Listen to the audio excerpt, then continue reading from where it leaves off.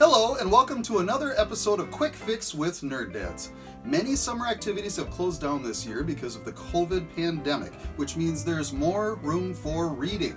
But before we jump in with our author today, who lives right here in Minnesota, I'd like to share with you this.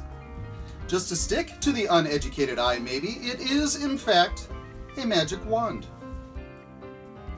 I happened across it while walking along a beach in Duluth last year. Fortunately for me, I realized it was not just a piece of driftwood, but rather a well-worn wand.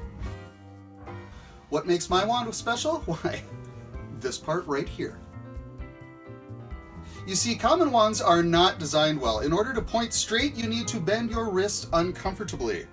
Mine, however, is built like Count Dooku's lightsaber with a wrist-friendly bent. People usually only think of Count Dooku as a traitorous jerk, but he was actually very into ergonomics as well. How do magic wands relate to today's quick fix? The book we are going to discuss does not have any magic wands at all. However, it does have magic. Joining me for today's quick fix is my son, Caden.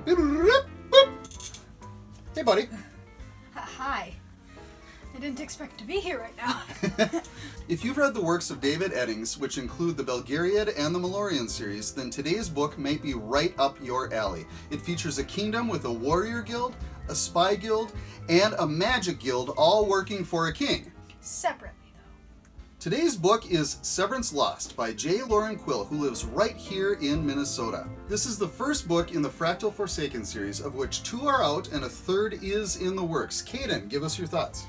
I thought that Severance Lost was a unique book in some ways and not in others. The main character kind of just goes around collecting, like gaining companions for a lot of the book. He doesn't do a lot of fighting fighting the main antagonist until the end of the book. You know, another way that I found that it's unique, I was reading today, actually, the author has a doctorate in biomedical engineering, and that influenced him to think about magic. What if magic had to fit within the patterns of physics in the world? And that goes into the book, doesn't it? That magic has to fit the pattern. Yeah, and there's a little bit of clashing because there's another part of the book that says, like, magic doesn't necessarily have to follow the rules. So there's a little bit of a clash there, isn't there? Yeah. Now, you've read a lot of fantasy. Yeah. Do you feel like this book is different enough from other fantasy to be worth a read?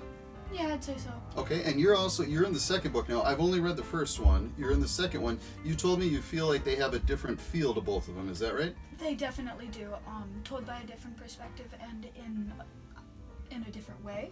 There are a couple of inappropriate parts, and there is some death. The inappropriate parts are not very explicit, but they are good to be aware of. On a whole, though, you're getting ready to read the 3rd book whenever it comes out. Is that Definitely. right? Okay, good. Excellent. Well, this has been another episode of Nerd Dad's Quick Fix. Thank you for joining us, Caden. I appreciate it. And thank you for watching, and have a good day.